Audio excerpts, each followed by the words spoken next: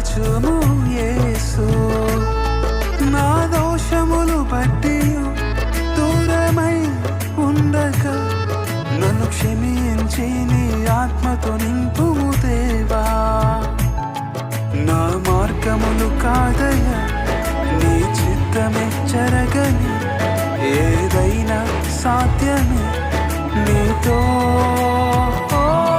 ఎవరి వల్ల కాదయ్యా నా హృదిలో నిన్ను మార్చుట, సజీవ సాక్షినై బ్రతుకెదను.